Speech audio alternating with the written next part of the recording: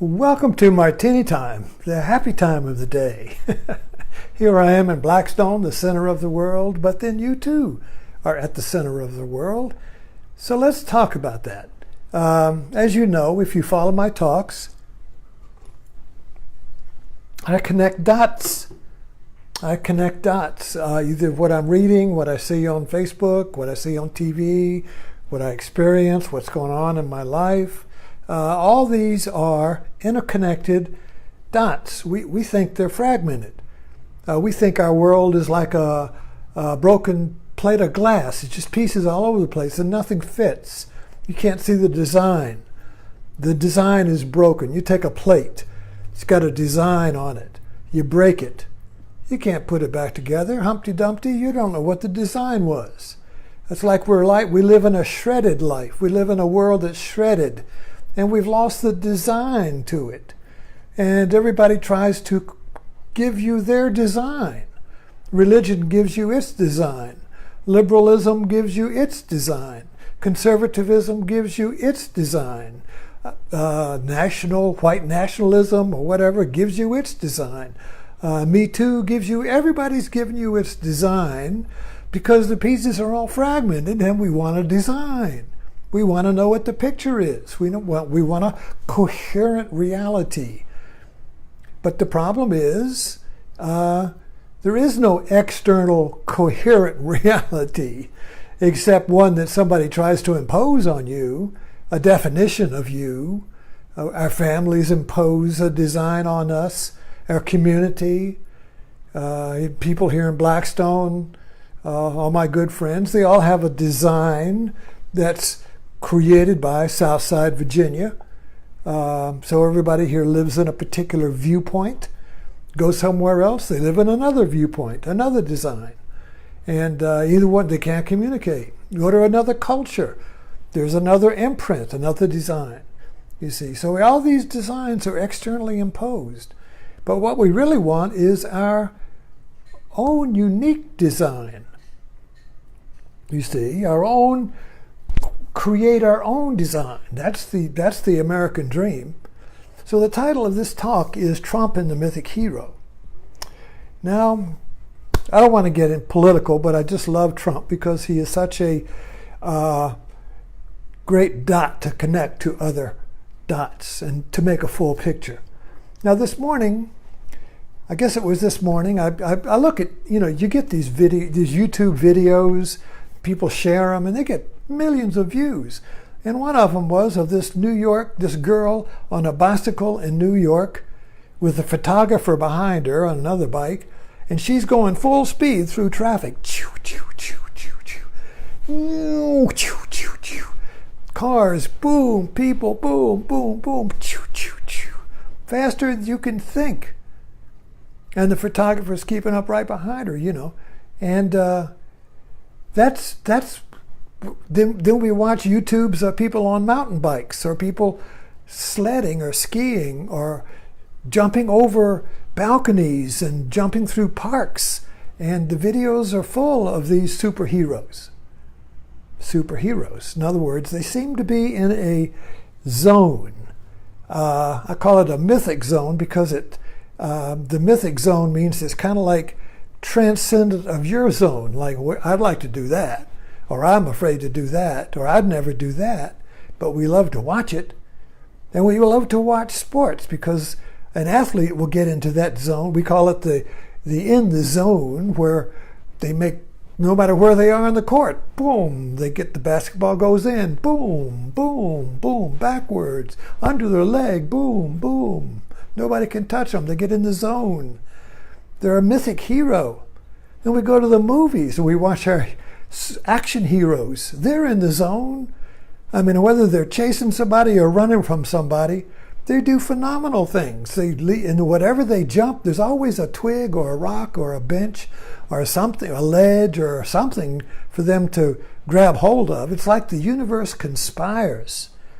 The universe conspires to give them something to hold on to when they leap, because they just leap and boom, there's a rock, and the guy catching them may fall in a hole, but they're always able to outmaneuver the pursuer or catch the person they're after because they're in the zone. The universe conspires. They seem to be at one with the world. So that bike rider going through New York City, everyone else is obeying the traffic laws. Everyone else is going, stop, start, boop, boop, boop, don't, should I turn, don't turn. And she's just going, pew, pew, pew, pew, pew, pew, pew. She's in the zone. So it doesn't do any good to say, we're talking about this as a metaphor, so it doesn't do any good to say, oh, well, she'll get killed tomorrow. Somebody will open the door. You know, that's not the point. The point is that the video is a metaphor for our own missing hero. In other words, it's an externalization of what we're missing inside because we're obeying the laws. We're in traffic. I can't go. I got to wait till the light turns. I can't move. I got to be in the traffic. Then we get a video of traffic at some intersection in India or Asia, and it's just like ants. And nobody's cracking up. There's no lights. There's nothing. It's like sitting in your backyard and watching ants on the patio. They're just going. They don't crash up. They just all work together. So these Asian cultures are kind of like ant colonies. Everybody's just going blah, blah, blah, blah. There's no lights, no traffic, no order, no law and order. Everybody just moves according to some invisible matrix, some invisible network. Everybody, you watch Anthony Bourdain, and he goes to these Asian cities, and they're just on motorbikes going piled high with kids, motorbikes piled high with kids, no helmets, goats, I don't know, everything. And they're just going blah, blah, blah, blah, blah, you know. No traffic control.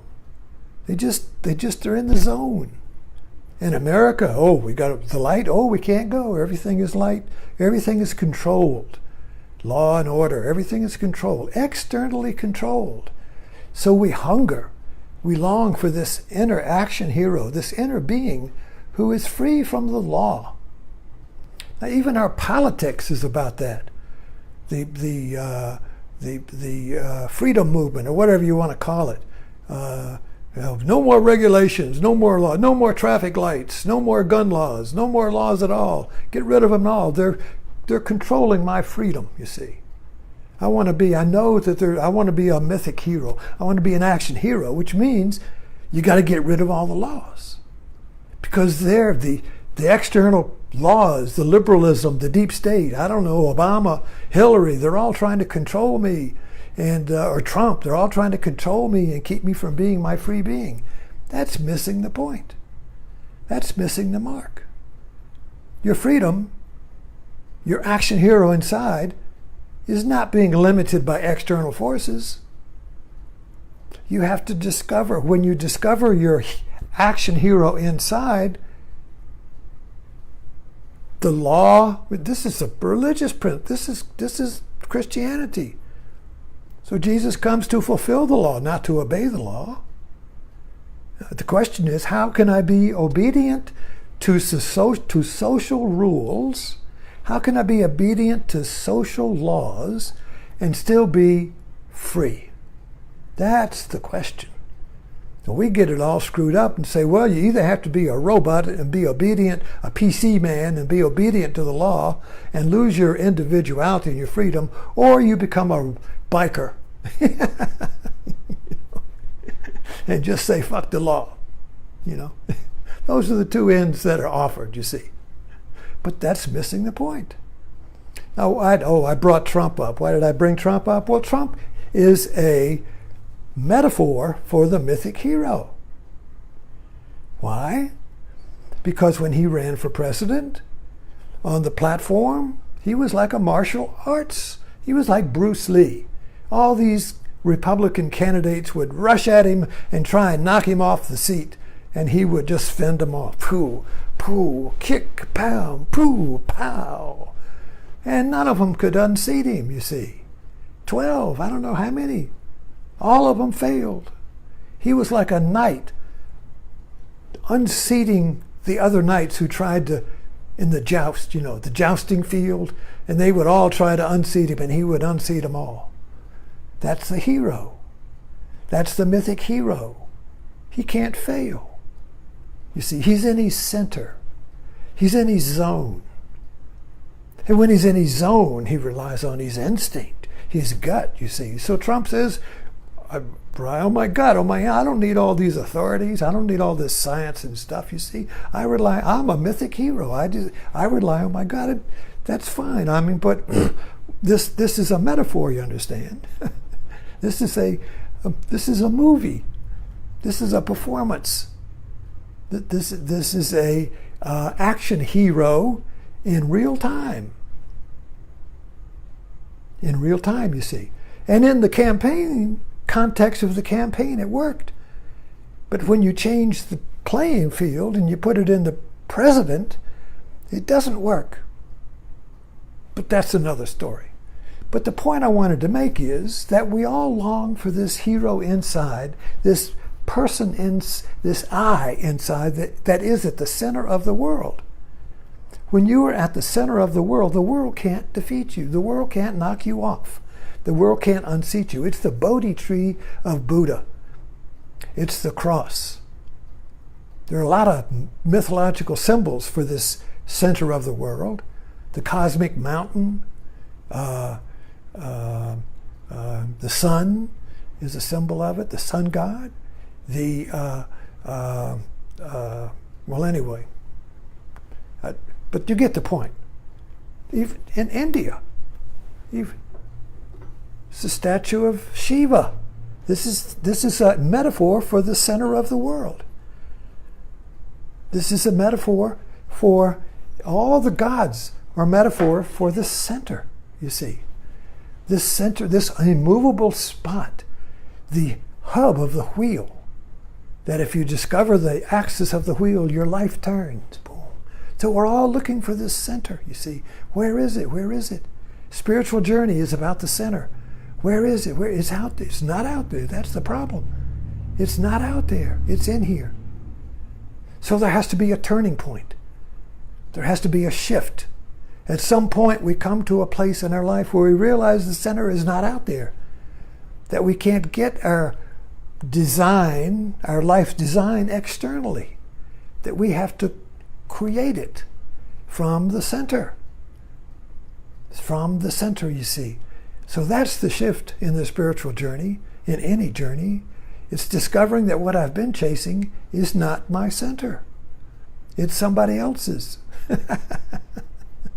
So we give it up to other people, you see. Well, we see somebody who looks like the center, so and we give up our center. See, I had a guru, see up there. Well, when I was with that guru, I gave up my center to the guru. He was the center of my world, you see. So this is all around us.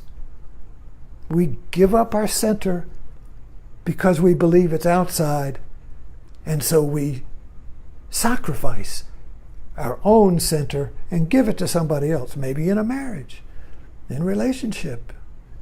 Everywhere, it's happening everywhere. And then there's a disappointment, a disillusionment. The center wasn't true. The center didn't love me. I crashed, and now I go through a grieving process. I go through a death, and then I recover, you see. Do I look for it again, or do I turn and look for it within? Thanks for dropping in.